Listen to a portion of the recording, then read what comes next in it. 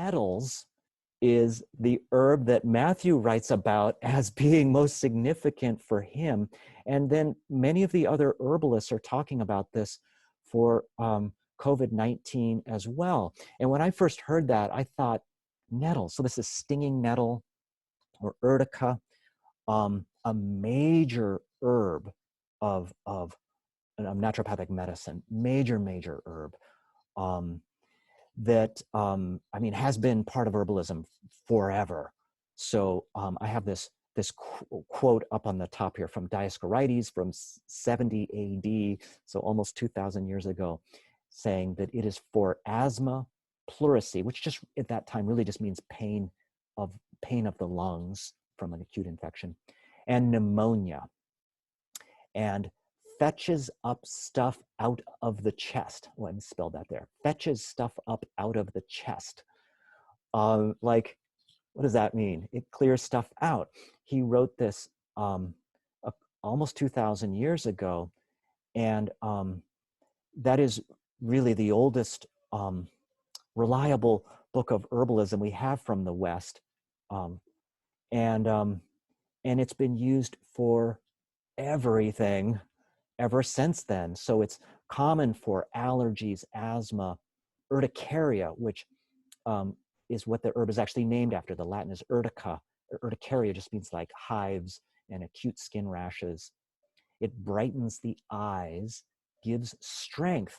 I think of it as like Popeye, you know, he has spinach is supposed to give him strength. Well, I'd say it's more like nettles is doing that.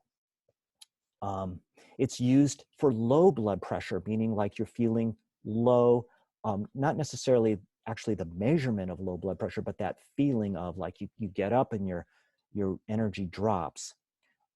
It is good for high blood pressure too. I mean, it's not a major high blood pressure remedy, but there's no reason to not take it if somebody has high blood pressure. Like, this is so common in herbal medicine where it's good for opposite things, you know, it's good for low blood pressure, it's good for high blood pressure, you know, they're not in opposition to each other. So I just put it out there as one of them to think of. There's never a reason not to take nettles.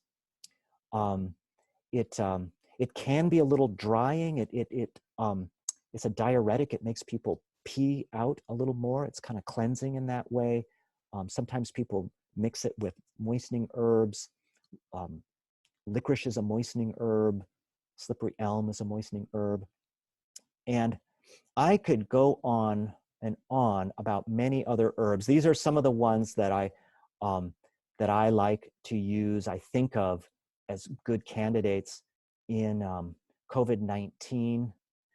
And I just want to say too that when this year began, dealing with COVID-19 was not my plan for this year. I had just opened up a new project and a new website, learnhealingarts.com. My goal was to teach healing arts to people in general, and I had these classes scheduled, and well, they got canceled, and some of them are now back up scheduled. I taught one of them, and then, you know, we have other things to focus on.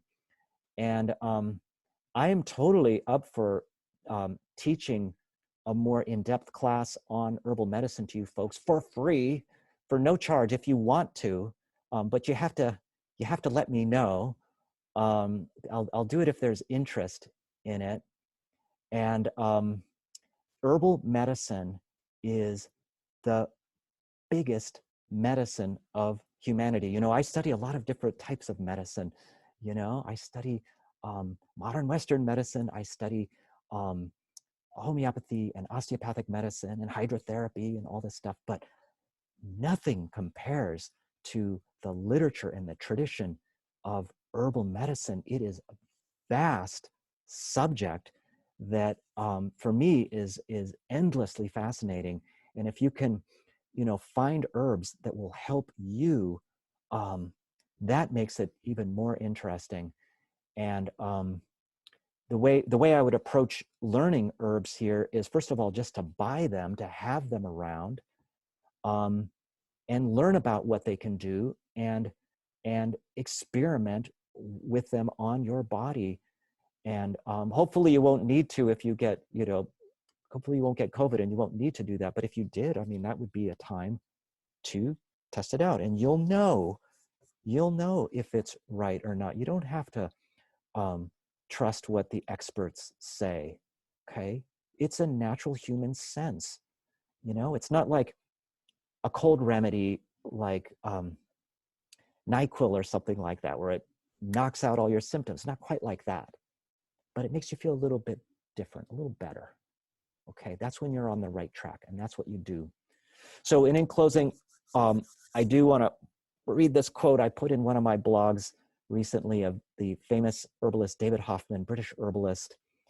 In light of our cultural amnesia and modern medical disdain for natural therapies, no one will be blamed for asking whether herbs actually work.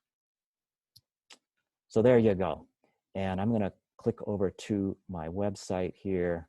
You'll see my new website, learnhealingarts.com. Follow your calling. Oh, there it is. And I've got a bunch of videos on here, and I've got classes and videos on herbs you can watch, and classes. This is the advertisement part of this class.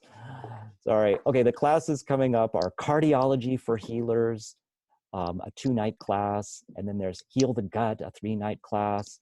Those are coming up, and then I'll be happy to teach a free, like, let's go over the herbs to think of for acute illness, right? Not claiming that I know these will be for COVID. I'm just saying we know certain herbs are really good and reliable with acute infections.